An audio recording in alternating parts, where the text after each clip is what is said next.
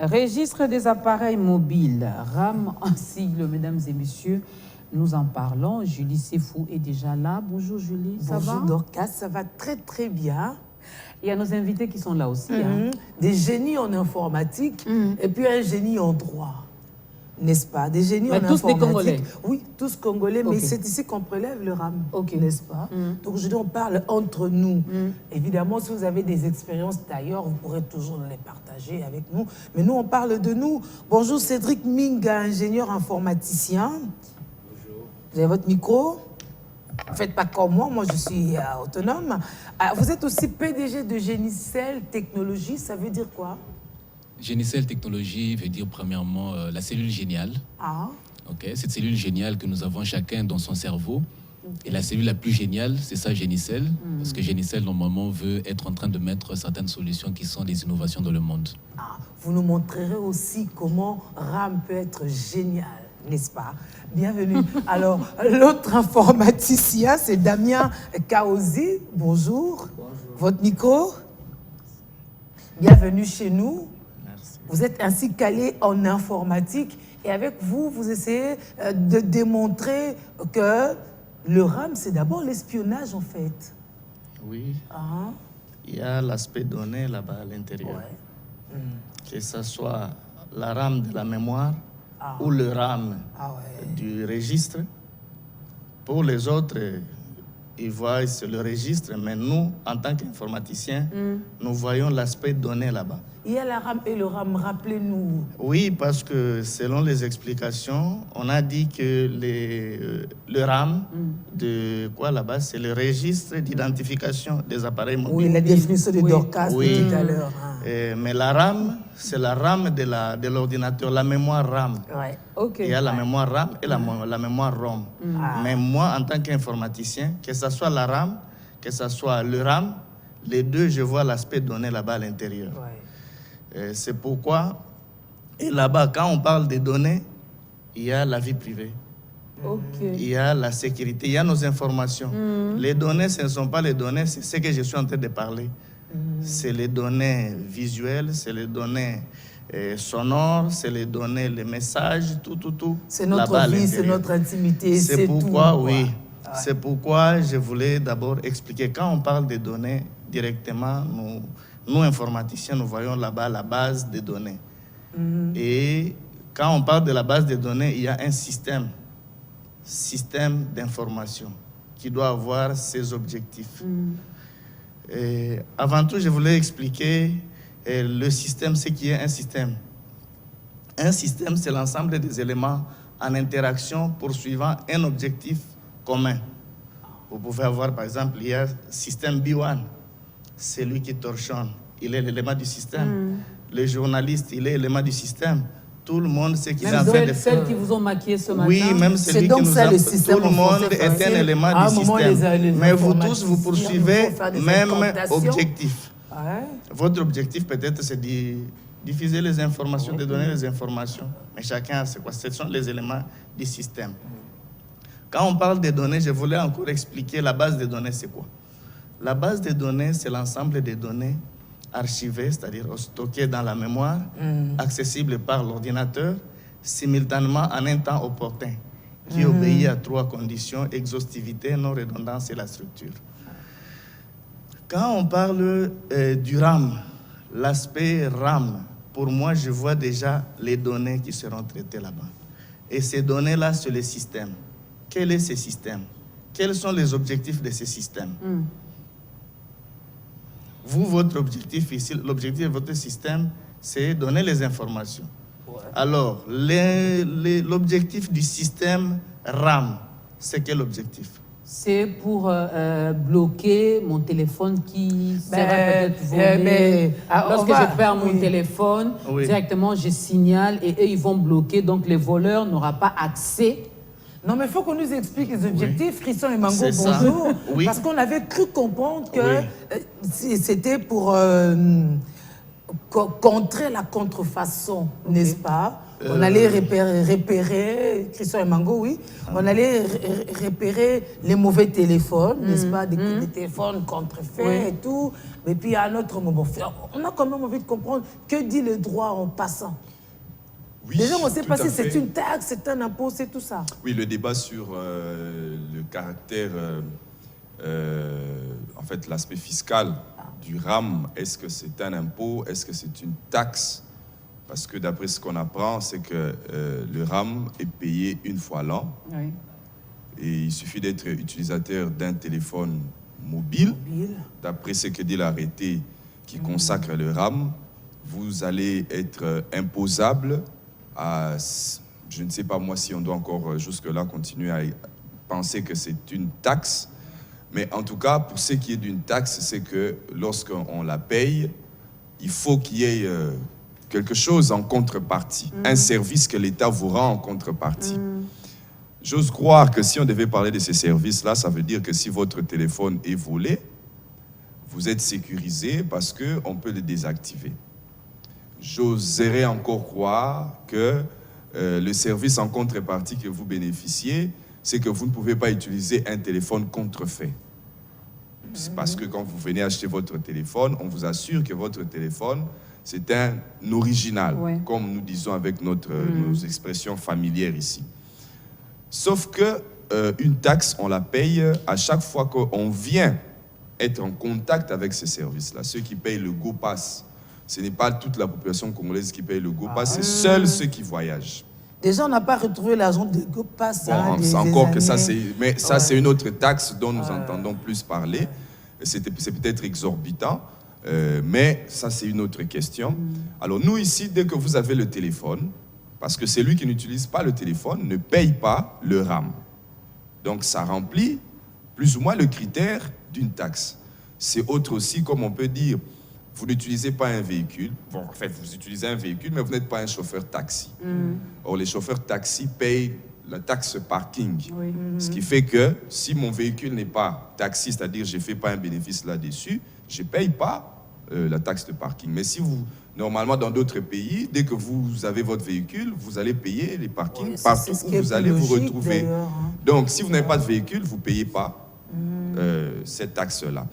Et c'est ce qui est le cas, pour ma part, après tout ce qu'on dit sur le RAM, mais pour ma part, au moins, lorsque vous ne pouvez payer le RAM que si vous utilisez un téléphone portable.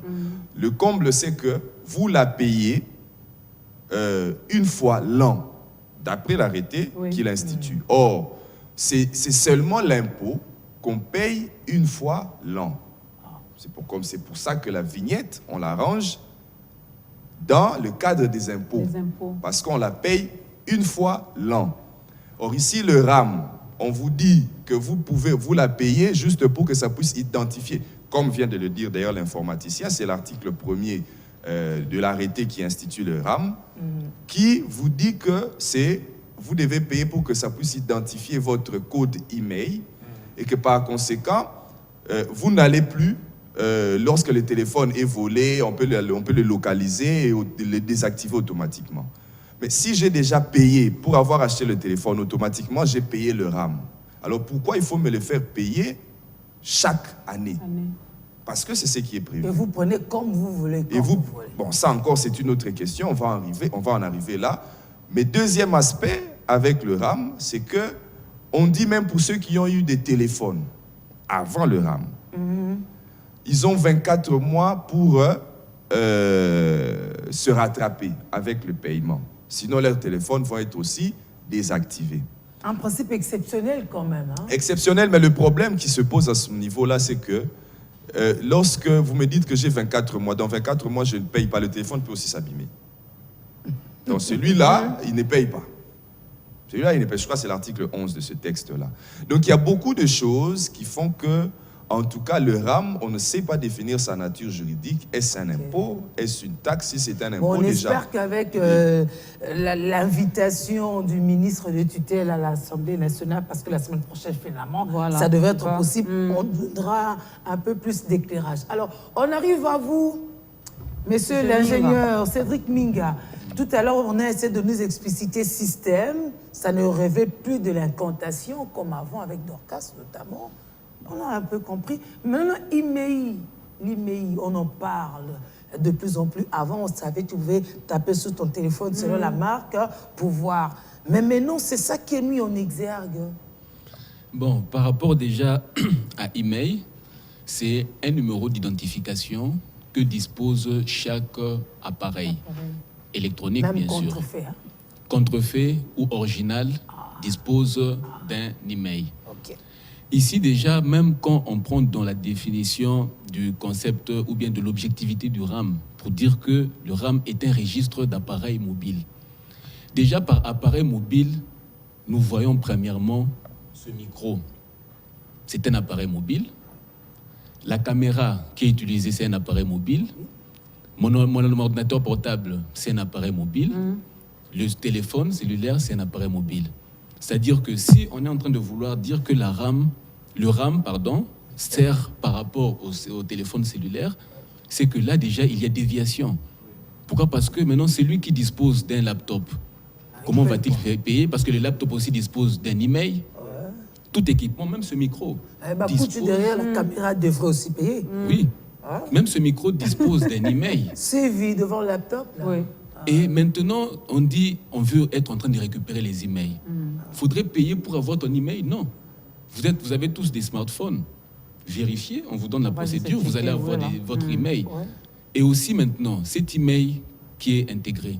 Est-ce que le fait que les gens ont eu à se voir retirer de certains dollars dans leur smartphone par rapport à certains opérateurs réseau, est-ce que le fait qu'ils ont payé la taxe du RAM a fait que le téléphone contrefait est devenu original? Non. Non, pas du tout. Et maintenant, le revers de cela est où? Parce qu'on parle d'email. L'email a été identifié.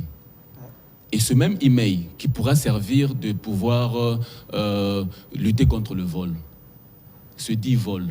OK. Vous pensez qu'on ne vole qu'un téléphone contrefait? Non.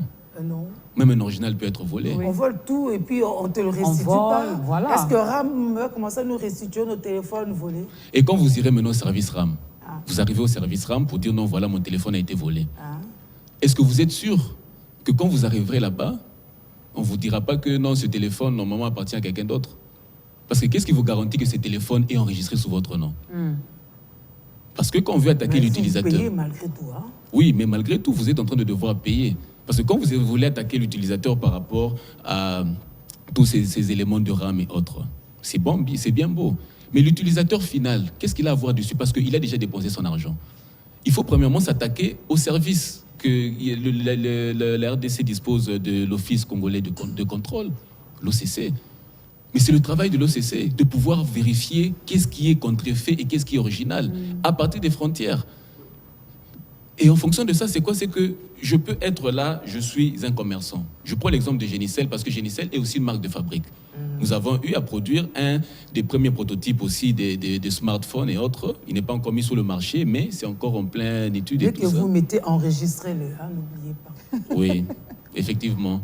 Mais par rapport à ça, c'est quoi? C'est que en tant que fabricant ou bien en tant que commerçant, je prends l'exemple, il y a une des marques de téléphone ici qui a fermé en RDC parce que il y a eu une nouvelle marque qui est entrée avec des téléphones à moins cher. Okay. Et sur ce fait, c'est que moi j'ai dit non, voilà, je vais peut-être, bon, je peux citer tout ça, je cherche des iPhones pour venir vendre. Ce iPhone coûte $1,200. Sur les $1,200, je vais peut-être avoir 100 clients. Tandis que si je prends peut-être un Tecno, un Infinix et autres, je viens avec $150, j'ai un bon téléphone qui me permet d'avoir Internet et les réseaux sociaux et autres, mais l'opérateur ou bien le commerçant gagne directement sur cela peut-être 7000 clients. Et vous, l'État, à travers la taxe du RAM, vous venez pour dire non, voilà, on demande à chaque utilisateur de pouvoir être en train de couper d'abord, premièrement, l'utilisation de ces différents téléphones. Il a 24 mois, il a 48 mois et autres. Oui, on dit cela. Mais vous payez à combien déjà cette personne? Pour exiger à ce que la personne puisse acheter un téléphone de $750, de $950 ou bien de $1,200. il faudrait d'abord, premièrement, avant de prendre ce type de dispositions, régler d'abord certains éléments qui concernent l'entourage de l'utilisateur, les fabricants des téléphones, les vendeurs des téléphones, parce qu'eux tous doivent être mis sur une table à travers un protocole d'accord. Mais à vous entendre bien développer, on peut se dire que Minga est en train d'encourager le service parallèle. Donc, au lieu d'acheter à 750, les gens feraient mieux par rapport à leur bourse d'acheter à 100. À $100. Parce que c'est ce dont ils disposent. Justement. Oui, effectivement, sur ce marché, normalement, c'est un marché concurrentiel. Le marché concurrentiel tel qu'il est, c'est qu'on ne peut pas m'imposer à moi de venir acheter un salon pour ma maison, d'acheter un salon pour ma maison à $5 000, au moment où ce même salon, je peux avoir le style que je veux à $200, à $300 ou bien à $500. C'est-à-dire que l'utilisateur ou bien l'acheteur a le libre choix sur le marché concurrentiel de choisir le produit qui correspond à sa bourse. De la même manière que quand je viens par rapport à un téléphone, je regarde le téléphone, le grand problème c'est quoi? Quand on achète un équipement, si j'achète le micro, si ce micro ne me permet pas de communiquer, je ne le prends pas. Même le smartphone. Si le smartphone, c'est quoi l'objectivité pour chacun?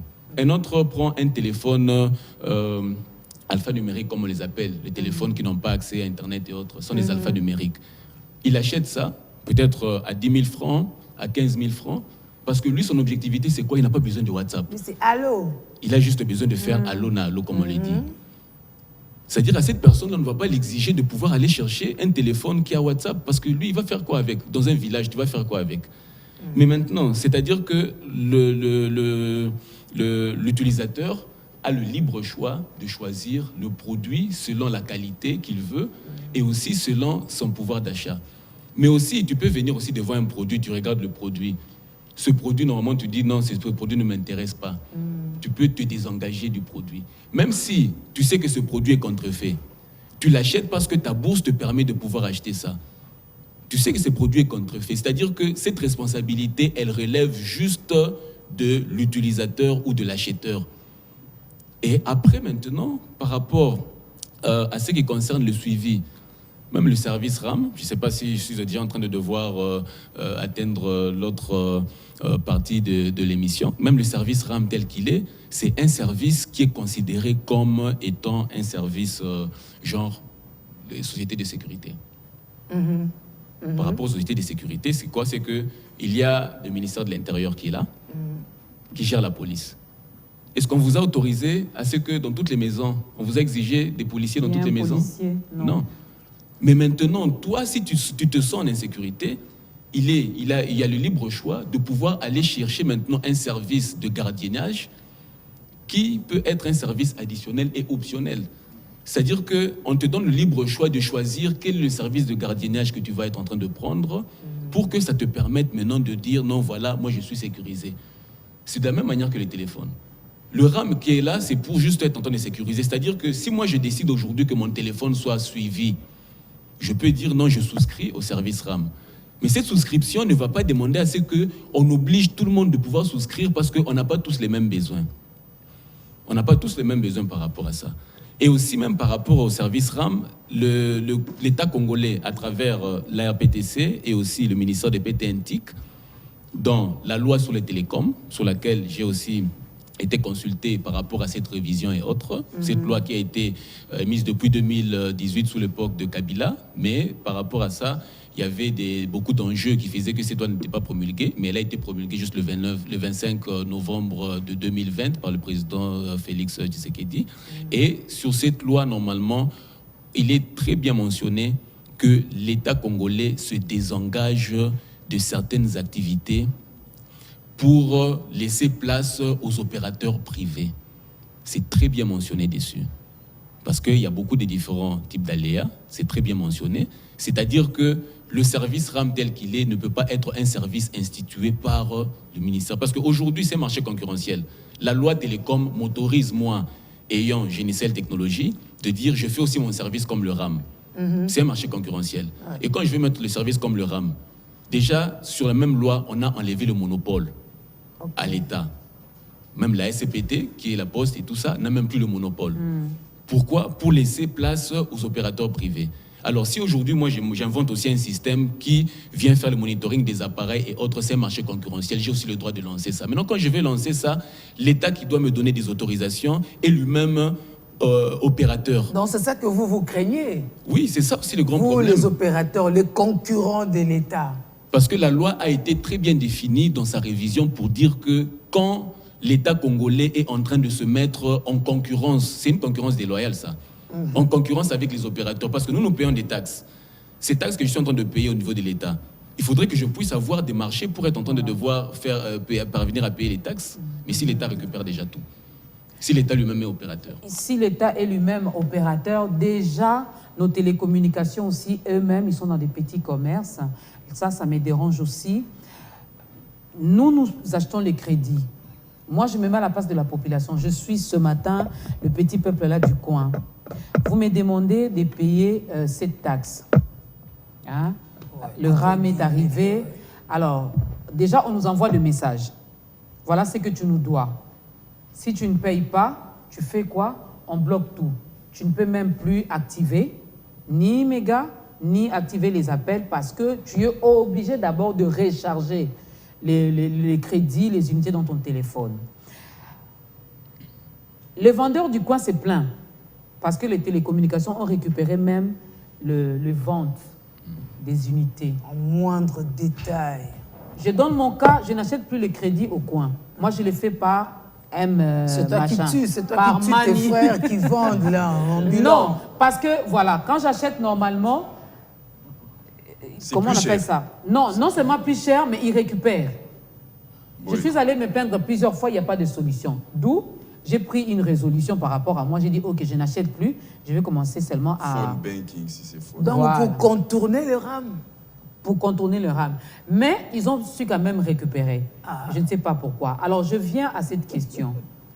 Et les télécommunications, et le gouvernement, les décideurs, les autorités, tous ceux-là qui ont décidé que finalement, ils doivent récupérer ce qu'ils nous récupèrent là dans nos téléphones. Nous pouvons déduire que c'est de l'escroquerie, c'est de l'espionnage aussi, parce que l'informaticien l'avait dit. J'ai ma vie privée également dans mon téléphone.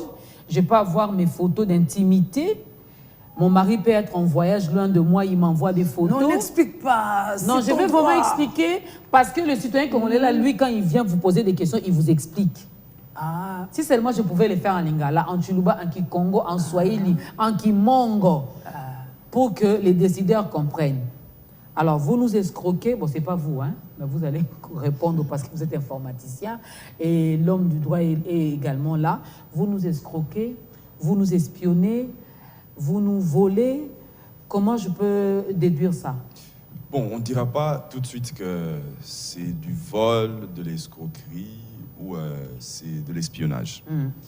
Parce qu'on vous espionne si vous ne savez pas ou si la personne qui est en train de le faire n'est pas compétente à accéder aux informations dont il est en train d'accéder. Vous pouvez être, par exemple, mis sous contrôle judiciaire et votre téléphone peut être mis à l'écoute. L'État peut le permettre. Là, il n'y a pas de l'espion. Et par rapport à la vie privée, de toutes les façons, tout ce que nous faisons... et la personne sait que mon téléphone est mis sur écoute. Oui, c'est que sur... Ou vous pouvez ne pas aussi parfois le savoir, mais si vous êtes mis sous contrôle judiciaire, non, c'est pas enfreindre automatiquement. Et en fait, vous pouvez ne pas le savoir, mais si la personne qui le fait est investie de ce pouvoir-là, il peut le faire. D'ailleurs, avec nos téléphones portables, tout ce que nous faisons, tout ce que nous envoyons comme photos, etc., il y a, comment les informaticiens appellent ça, le serveur. Alors la personne qui contrôle les serveurs, à moins que les informaticiens me contredisent, mais voient tout ça. Sauf si ils peuvent me contredire. Ils ne voient pas.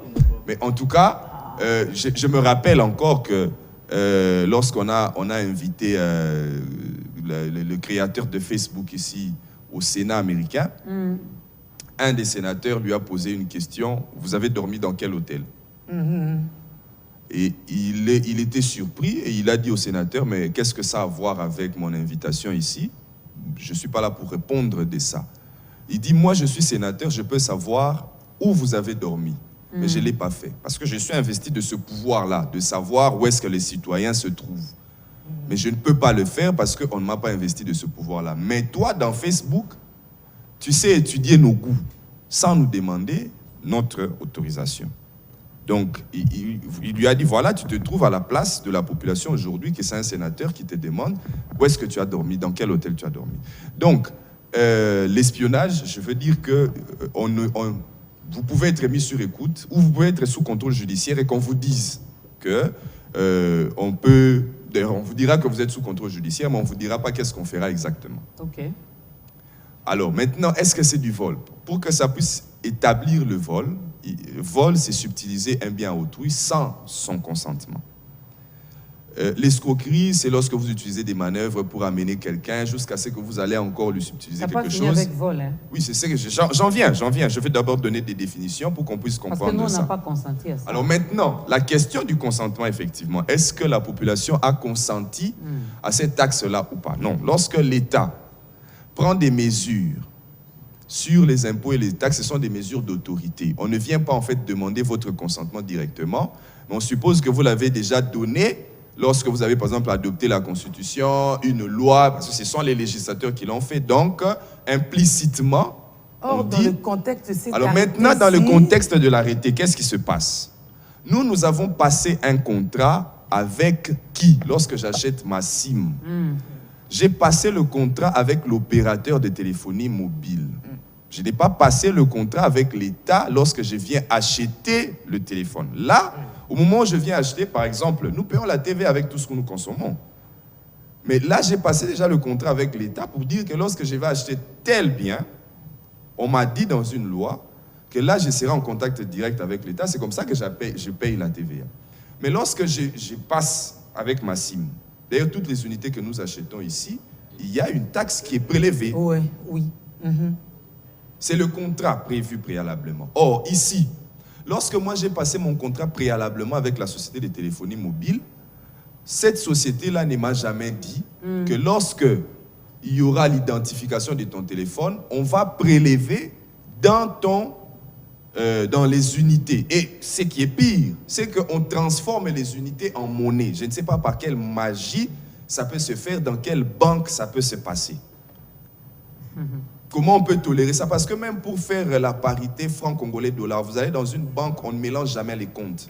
Les comptes dollars sont les comptes dollars, les comptes francs-congolais sont les comptes francs-congolais. Si vous voulez faire la parité, on vous demande d'ailleurs parfois de retirer d'abord l'argent, comme ça, eux, maintenant, ils vont opérer, ils vont faire l'opération. Mais les opérateurs de la téléphonie mobile... Mais les opérations, oui, les opérations de téléphonie mobile aussi, quand vous avez les phones, il y a quand vous entrez, on vous dit c'est votre compte franc-congolais, c'est votre compte dollar. Mais nous ici, vous avez acheté les unités. Oui. On les fait d'ailleurs. Mais vous avez la possibilité de... Mais nous ici, c'est-à-dire que vous avez acheté les unités, mais que l'on transforme en paiement d'une taxe en monnaie. Les informaticiens vont vous expliquer peut-être que c'est... Non, juridiquement, non, ça ce n'est pas une question d'informatique, c'est une question de droit. C'est-à-dire c'est la nature de la chose.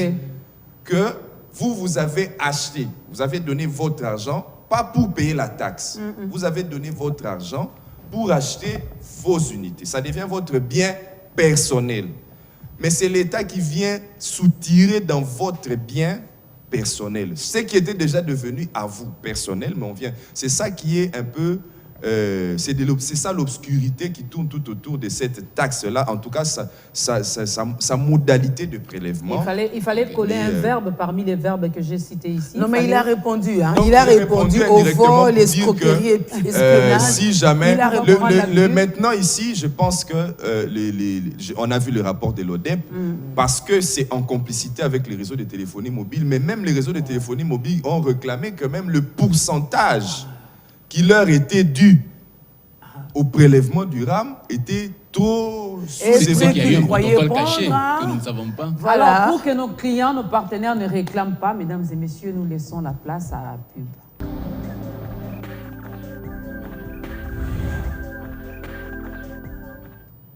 De retour sur ce plateau, alors les informaticiens vont réagir également par rapport à cette question. Vol, escroquerie, espionnage, le RAM. Là, maintenant, on parle informatique. L'État a le pouvoir, il a le droit de contrôler ou bien de voir nos informations. Mais l'État doit le faire avec ses propres moyens. Il ne peut pas nous imposer. S'il a besoin de maîtriser les informations, de savoir les appareils des gens, il doit le faire avec ses propres moyens. En tant qu'informaticien, je savais que toutes les maisons de télécommunications ici, ils ont des bases de données. Ces bases de données ont toutes ces informations. Les voix ici, converties en bits, en bas, stockées dans la base de données. Et quand ils ont besoin d'exploiter ça, ils exploitent. Ils le font avec leurs moyens. Mais notre État, là où moi je ne suis pas d'accord, c'est quand on utilise maintenant le moyen, notre moyen, nous la population, pour faire ces services-là. Et on les coupe comment? Quelqu'un, vous savez qu'au Congo, il y a les gens, il peut avoir 1000 francs dans sa poche. Il utilise ces 1000 francs pour appeler peut-être, il est malade à l'hôpital. Il charge les unités et on prend ces unités, pia. C'est quelle modalité quand même ça? Moi, je ne peux pas interdire à l'État de contrôler parce que depuis longtemps, en tant qu'informaticien, je savais que les opérateurs de télécommunications, ils ont nos données. Mais que l'État fasse ça à ses propres moyens, qu'il mette le moyen. Et puis, les 1,17 qu'on est en train de couper par mois, pour quel service? Ils achètent quel matériel? Qu'ils nous disent. Je vais vous expliquer. Les modèles aussi. Les couches physiques, couches réseau, cette couche-là. Et ils interviennent à quel niveau? Et quels sont les équipements qu'ils vont acheter pour dépenser cet argent-là? Beaucoup de millions de dollars aux paisibles citoyens qui ont un pouvoir d'achat très faible. La science sans conscience n'est que ruine de l'âme. Je suis informaticien, j'ai fait l'informatique pour le bien de la population. Et je ne peux pas accepter que les gens commencent à utiliser l'ignorance de la population pour lui faire payer des histoires. Non. Ce qu'on est en train de faire là, c'est trop cher pour notre population.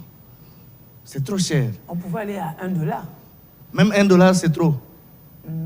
S'il y a plus de 10 millions d'abonnés, même si vous mettez 0,1$, vous aurez les moyens. Ils vont acheter quel matériel? Parce que le support de l'informatique... Internet gratuit. Oui, l'Internet, non. D'abord, les supports de l'informatique... Internet gratuit où? D'abord, le support de l'informatique, de l'information, c'est l'air. Dans les supermarchés, dans les lieux publics. Mais tu es un contribuable, tu es un contribuable. Non, tu contribues, tu aides les pays. Non, ça ne se fait pas. Je paye les impôts, je paye la TVA, je paye tout. Foner, quand je roule avec ma voiture, je paye le pourcentage de Foner. Quand j'achète l'appareil, je paye la TVA. Et les 1,17$ qu'on est en train de me couper, pour quel service? En tant qu'informaticien, connaissant qu'on ne va pas acheter de matériel à ce prix-là, même à 1/100 de ce qu'ils sont en train de gagner. Pourquoi? Et puis vous travaillez avec les entreprises privées. Et puis à un moment, ça devient flou, on ne sait pas qui a roulé qui. Non. Je ne peux pas empêcher à l'État de contrôler nos données, parce que je savais depuis longtemps, quand j'ai fait l'informatique, que les opérateurs de télécommunications ont nos données. Mais l'État ne peut pas utiliser nos moyens pour faire ces services. Que l'État mette ses moyens afin de... C'est des bons plaidoyers comme ça, quand le ministre sera à l'Assemblée nationale. Sûrement, on lui posera ces questions-ci de la part de nous, peuple. Oui, monsieur Minga. Alors, ici déjà, parlons d'abord premièrement de la sécurité des données.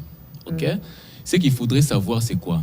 Même le fait qu'il y a eu de l'argent qui a été... En fait, il y a eu des crédits qui ont été arrachés. Parce que là, moi, j'ai dit, ça a été arraché. C'est pour ça que vous êtes allé marcher? Oui, parce que là, il n'y a pas le consentement de l'utilisateur. Alors, qu'est-ce qui se passe dans notre monde informatique? Quand nous créons, que ce soit Facebook, que ce soit YouTube, que ce soit BissoChat, le réseau social 100% congolais, que ce soit Twitter ou autre service, il y a ce qu'on appelle l'accord d'utilisateur final. Aujourd'hui, si vous venez auprès, je prends un exemple, la plupart, c'est que nous avons aussi, c'est que, en fait, on peut aussi condamner certains Congolais parce qu'ils ne savent pas lire, ils ne veulent pas lire. Vous allez sur... Ils ne veulent pas lire ou ils ne savent pas lire? Bon, les deux. Les deux. Mais très souvent, ils ne savent pas. Bon, c'est-à-dire qu'ils n'ont pas la volonté... Vous voyez que même à l'université, c'est en lingala, ils ne savent pas. Non, ils n'ont pas d'abord la volonté de connaître ceux pour lesquels ils sont en train de signer. Vous allez vous créer un compte sur Facebook. Quand vous créez un compte sur Facebook, il y a un accord d'utilisateur final. Vous ne lisez pas. Et après, vous faites quoi? Ok, j'accepte. C'est trop d'écrits, vous aussi les informations. Non, trop d'écrits. Ça fait trop d'informations et vous savez que nous, on n'aura pas cette capacité de tout lire en virtuel en plus. En fonction de ça, c'est quoi? C'est que vous voyez même la loi sur les télécoms, elle porte 203 articles. Vous n'allez pas dire que non, qu'on prenne ça comme étant 2 articles. C'est-à-dire que tous ceux pour lesquels on est en train de devoir se plaindre, l'aspect sécuritaire, c'est mentionné là-bas. Quand on dit non, voilà, la vie privée et tout ça, c'est mentionné dans cet accord. Et ici, c'est quoi maintenant? Simplifiez-nous la vie. Bon, ici, c'est quoi? C'est que quand il y a cet accord d'utilisateur final, si maintenant le RAM avait eu à prévoir un accord d'utilisateur final pour que nous puissions savoir, ok, si oui ou non j'accepte. Oui, je vous interromps pas. Il y a certains qui avaient dit ok et d'autres qui n'ont jamais souscrit, mais on coupe à tout le monde, voilà. Oui, c'est-à-dire qu'on n'a même pas posé la question. Il y en a qui jusqu'aujourd'hui, en tant que Congolais, qui ne sont pas encore informés, qui ne maîtrisent rien, qui ne comprennent rien. On n'a même pas posé des questions. On n'a pas eu le temps de sensibiliser également les petits peuples. Oui, déjà, il n'y a pas eu de communication dessus. La population ne savait pas. C'était une loi qui était en projet. Okay. On n'a vu aucun endroit où cela a été nécessairement approuvé, que ce soit par les chambres du Parlement ou bien par qui que ce soit. C'est juste un accord qui a été fait entre le ministère de PTNTIC qui dispose de 60 à 70% dans la société qui a été faite avec 5C, une autre société. Et ils ont mis ça en place, c'est-à-dire que c'est devenu une société, le RAM ici, normalement, c'est une société de droit congolais qui est une société privée. C'est ça parce qu'il y a eu des accords dessus. C'est une société privée. C'est-à-dire que de la même manière que c'est une société privée, et moi, ma société Génicel, je peux aussi venir mettre le même service. Okay. Alors, on continue par rapport à l'aspect sécuritaire. C'est-à-dire que quand il s'agit maintenant de vouloir savoir qui est où, qui fait quoi avec son téléphone et qui a volé quoi, mais à quoi sert l'ANER, l'Agence nationale du renseignement? Ce n'est pas au ministère de PTNTIC de pouvoir commencer à contrôler les téléphones des gens. Il faut savoir normalement ne pas empiéter les responsabilités des autres. Le service national du renseignement dispose de beaucoup d'argent que nous payons déjà dans nos taxes que nous sommes en train de devoir payer pour faire fonctionner ces services. L'ANER est là, ils ne sont pas en train de devoir faire tout ça. Et concernant maintenant le cryptage, il y a aussi un autre type d'accord par rapport à la cryptographie des données. Cryptographie, c'est-à-dire qu'on prend tes données, on les couvre pour que l'autre ne puisse pas être en train de voir. C'est-à-dire que nous, quand nous sommes en train de concevoir des systèmes informatiques, nous pouvons avoir toutes vos données. Mais ces données, nous les voyons de manière cryptée. Ouais. La preuve, quand vous perdez votre mot de passe, moi, je ne saurais pas te dire, même dans mes serveurs, je ne saurais pas te dire, non, voilà ton mot de passe, c'est ceci, cela. Je t'envoie un lien où tu pourras nécessairement renouveler ton mot de passe parce que je vais t'envoyer une clé de cryptographie qui pourra te permettre de renouveler ton mot de passe. C'est-à-dire qu'à ce terme-là, on est un peu épargné de ça pour vous dire que quand on est en train de parler, non, voilà, on est en train de prendre des unités de par-ci, par-là, quand on n'a pas demandé votre accord, c'est déjà là que la piraterie commence. C'est-à-dire qu'on a piraté vos données, on a piraté même vos crédits. C'est de la piraterie qui a été faite. En langage informatique, c'est la piraterie, mais en langage courant, commercial et tout ça, c'est de l'arnaque. Et en langage congolais, mais comme ça, c'est du vol. Dans l'un ou dans l'autre, ça choque. Mais laissez-les finir. Donc là, parler de cryptage. Ah oui, ok. Vous savez, je vais vous montrer là-bas. Il dit cryptage des données. Écrivez votre nom sur un papier. Ouais. Écrivez votre nom seulement. En tout cas, moi, j'ai fait l'expérience, même si vous ne voyez pas. Vous connaissez l'alphabet, les normalement, lettres alphabétiques. Hein, oui. Déplace votre nom. Chaque lettre a 2 chiffres de votre nom. Et chaque c'est-à-dire lettre si c'est A, remplacez A par C. Okay. B par D. Oui. Tu ne sais pas après D, qu'est-ce qui arrive? Oui. D. Non, moi, c'était mon nom S. S-S-T, T-U. Oui. V donc. Oui. V, hein? Oui, mettez V et puis écrivez votre nom en remplaçant par 2, oui. Ah, V. EFJH. FKLM. Oui. Tu as fait par 3. Non, je compte 2, je mets le 3e. Oui. Okay. U, c'est comment? Oui. Ne vous inquiétez pas, j'ai appris ça à l'école.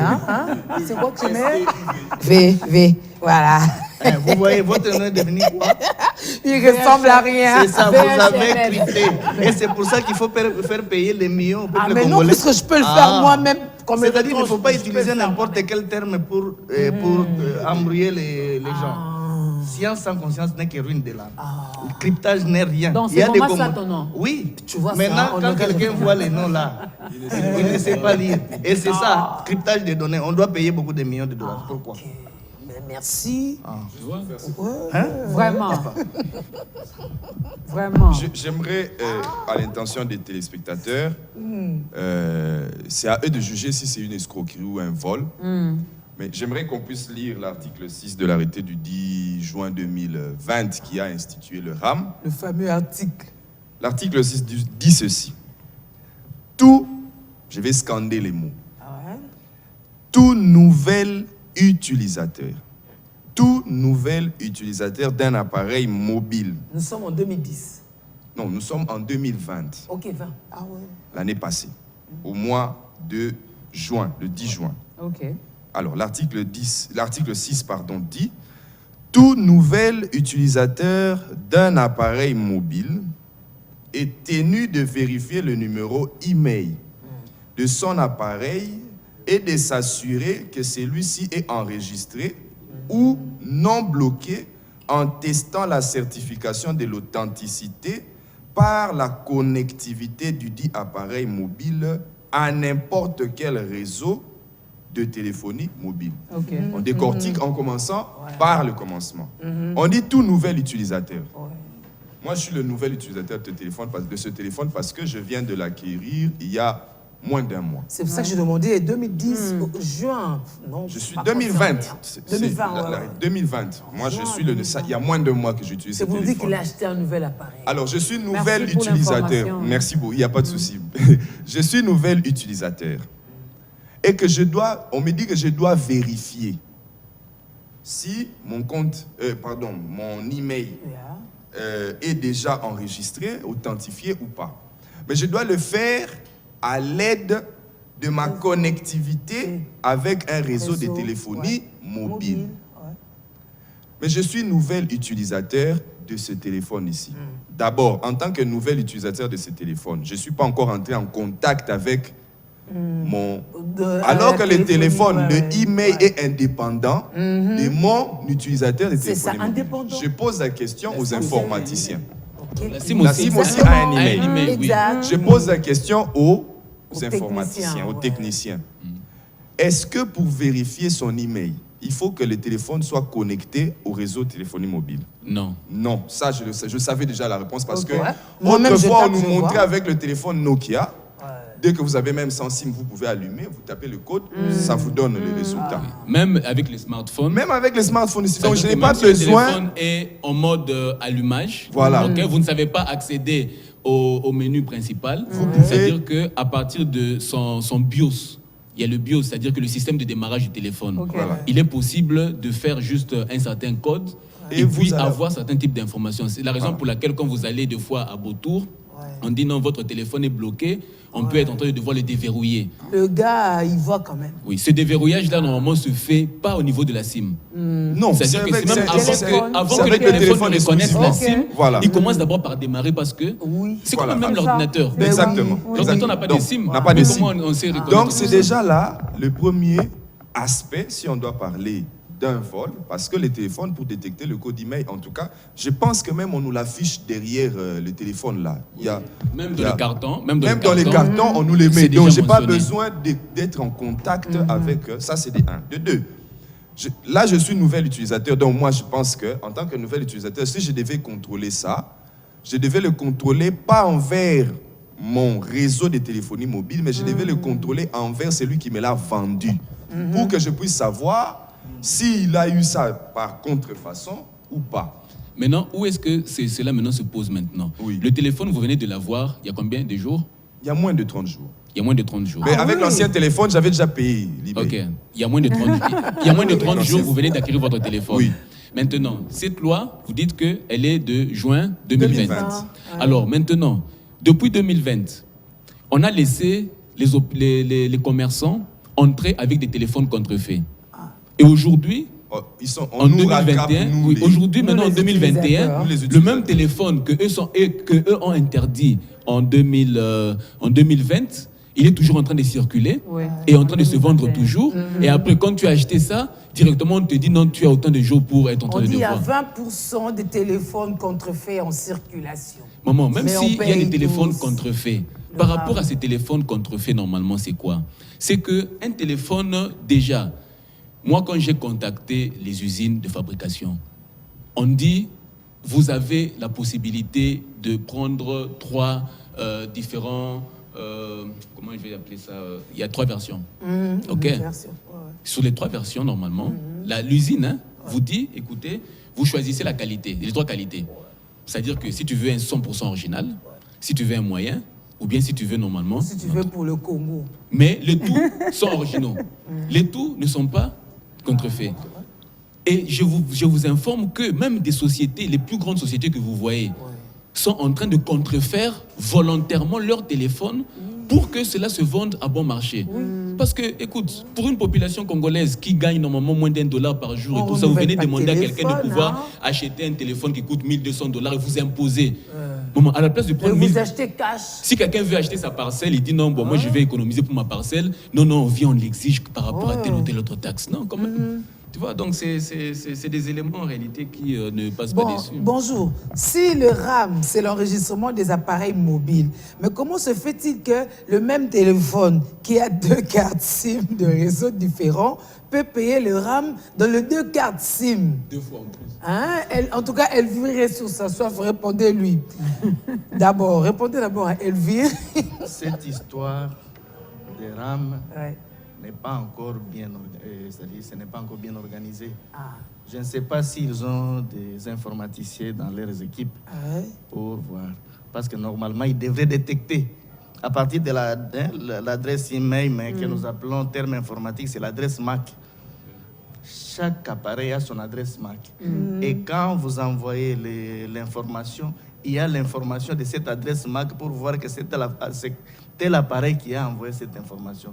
Voilà la cause de plus que je suis en train de dire qu'il y a le contrôle, c'est-à-dire nos données sont contrôlées. À l'ordinateur, quand vous descendez, quand je parle ici, ce n'est pas la voix qui est stockée dans l'ordinateur. La voix est constituée de phonèmes. Chaque phonème a sa valeur informatique. Sa valeur constituée d'une suite de 0 et de 1. Et cette suite de 0 et de 1, vous pouvez la remplacer avec...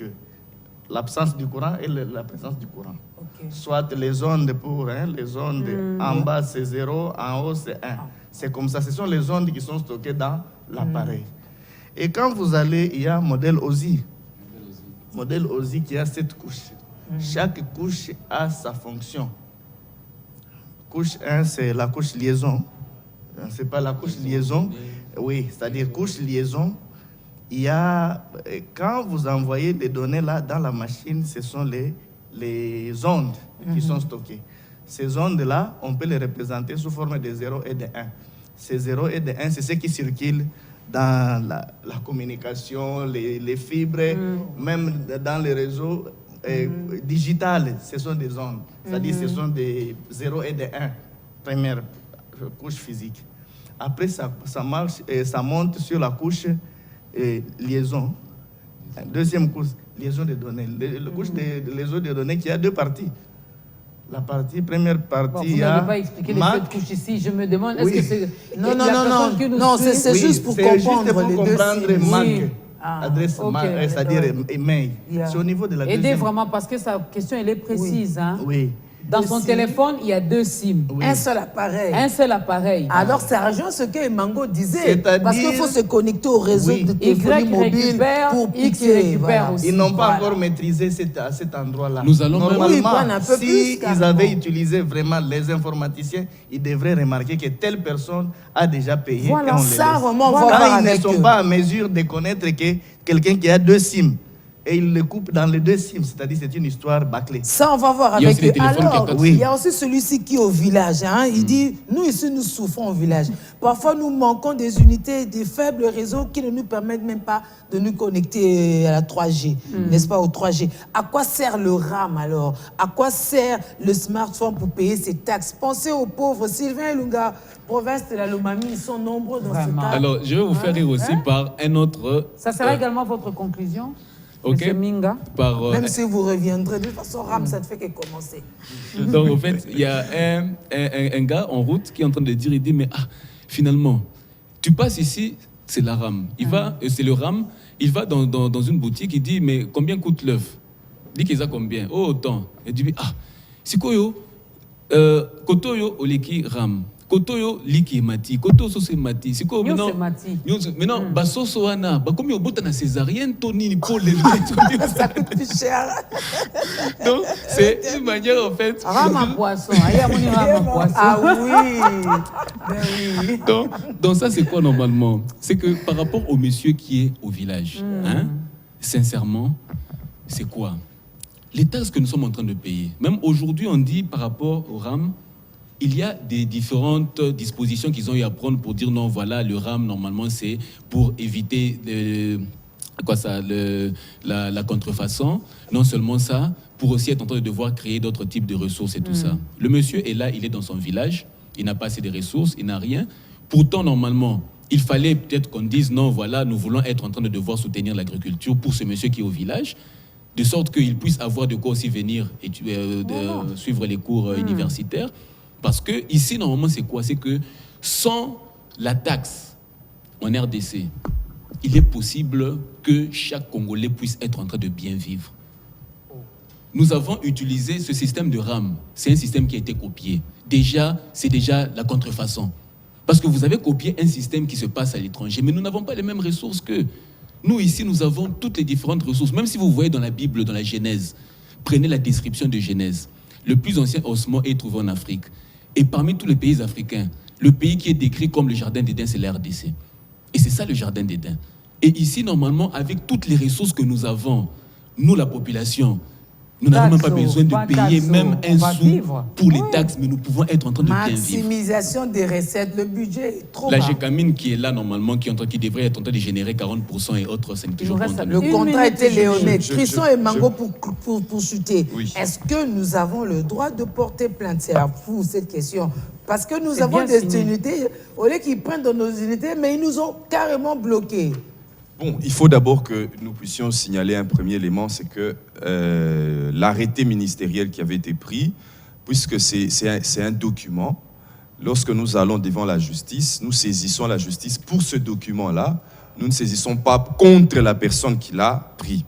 Et donc, le malheur, c'est que j'aurais appris qu'il y avait déjà la FEC qui est allée jusqu'au niveau du Conseil d'État pour dénoncer cet arrêté-là qui soit annulé. Mais j'aurais appris que même le Conseil d'État avait déjà entériné, c'est-à-dire le Conseil d'État n'avait pas trouvé d'illégalité pour que l'arrêté sur le RAM soit annulé.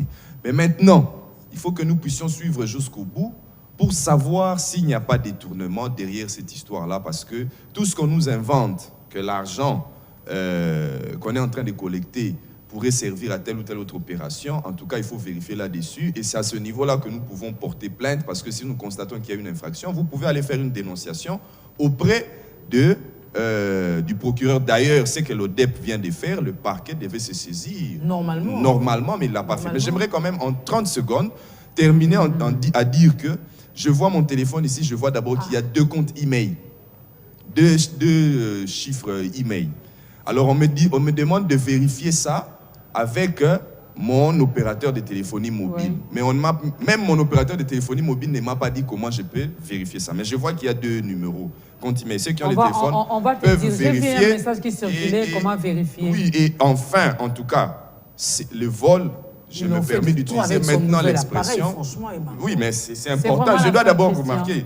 Il est mis en place aux conditions définies par les présents arrêtés. Ça, c'est l'article 2 de l'arrêté. Un système CIR, c'est-à-dire le système de e-mail, en République démocratique du Congo, en vue de restreindre, d'abord ça c'est ce qui est mauvais, D'abord on veut restreindre, en vue de restreindre les marchés de téléphonie mobile, et tuer la concurrence. 2, c'est ça le plus important, je le dis en conclusion d'ailleurs, c'est ça le plus important. 2, on dit c'est pour prévenir les vols des téléphones. Non, il n'y a pas que ça. Non, au lieu de prévenir, avec la pauvreté, ce qui est prévention, ça veut dire que ce n'est pas curatif. On nous prévient seulement qu'on peut vous voler. On peut nous voler, donc vous, et puis après, vous n'avez aucun moyen pour récupérer. Nos téléphones, quoi. En une seconde, Sylvie, s'il vous plaît. Monsieur peut conclure aussi. Allez-y, votre conclusion pour aujourd'hui. Bon, pour aujourd'hui, je demande seulement que si le gouvernement a besoin de maîtriser nos données, qu'il mette ses moyens en jeu. Qu'ils arrêtent. Et puis, les histoires qu'on est en train de nous dire, on va vous mettre l'Internet, on va crypter les informations. Partout, papa. C'est très cher. Et Wi-Fi, je pense que ça ne sera pas possible. Oui, c'est la question que je qu'ils posais arrêtent moi aussi. Qu'ils laissent la population congolaise qui souffre déjà, qui a un pouvoir d'achat très faible, rester comme ça. On espère vraiment que ce plaidoyer arrive. Merci Damien Kaozi. Oui, Minga, clôturer. Oui, déjà en fait, pour clôturer, par rapport à l'option du Wi-Fi dans les universités, ce n'est pas... Et même sur les places publiques, qui est au magasin. On a vu le chef de l'État qui est allé, le chef de l'État est allé dans diverses universités. Il est de plein droit pour le chef de l'État, soit de lui-même, ou bien à travers la fondation de son épouse, l'estimée première dame, de pouvoir faire un don aux universités par rapport au Wi-Fi. Mais maintenant, nous avions des bibliothèques physiques. Internet est une bibliothèque numérique. Où il n'y a pas tout. C'est une transformation. C'est-à-dire qu'on a laissé les bibliothèques physiques pour prendre des bibliothèques numériques et Internet. C'est maintenant à l'institution. Parce que les parents payent les frais pour aussi que l'université puisse mettre en place une bibliothèque. Et cette bibliothèque, aujourd'hui, c'est Internet. Pour qu'on mette Internet dans les universités, est-ce qu'il faut nécessairement que le ministère de PTNT puisse venir faire ça? En tout Non. cas, dans certaines universités, c'est suffisamment organisé quand même. Déjà. Oui, c'est-à-dire que c'est au ministère de pouvoir imposer aux universités l'argent que vous recevez. Il y a déjà des frais qui sont là pour mettre des bibliothèques virtuelles ou des bibliothèques numériques. Merci beaucoup, Monsieur Minga. Merci à vous. Monsieur Kaozi, merci Christian Emango qui a un nouveau téléphone. Ça fait moins de 30 jours. Merci beaucoup. Joyeux anniversaire à Ben Abouambadi de la part de Gabriel Mikoubou. Joyeux anniversaire à toi, Ben. Et joyeux anniversaire à HK Henri Kabangu, notre Henri Kabangu, qui a fêté son anniversaire. C'était hier. C'était hier. Donc, et moi, c'est dans 2 jours. C'est dans 2 jours. Dans 2 jours, hein. Donc lundi, on va souhaiter joyeux anniversaire à M. Envoyez des photos à Sylvie. Envoyez des photos à Sylvie. De vos banques de données, là. Envoyez-nous tout le système, quoi. Alors, lundi, moi, je serai avec vous pour le compte de On est ensemble. Julie, c'est fou. Demain, déjà, retrouvez-moi dans ta grandeur avec maman Mireille Bassirois. Ouais, ok. Ben, à la semaine prochaine, s'il y a trop d'avancées, on reviendra vendredi pour faire le point. Nous sommes le public, nous constatons, nous nous informons aussi. Moi, déjà, sur 6, j'ai déjà payé 4. C'est le message qu'ils m'ont envoyé. Félicitations, sur 6, vous avez payé 4. Moi, je ne sais pas combien je paye, je n'ai pas envie de m'énerver. Je mets des unités prénées. Point barre. Elle a déjà payé 6 sur 6. Ben oui. Donc pour cette année, mais je ne m'étais jamais enregistré, on m'a toujours pris des sous. Portez-vous bien, excellent début de week-end à vous.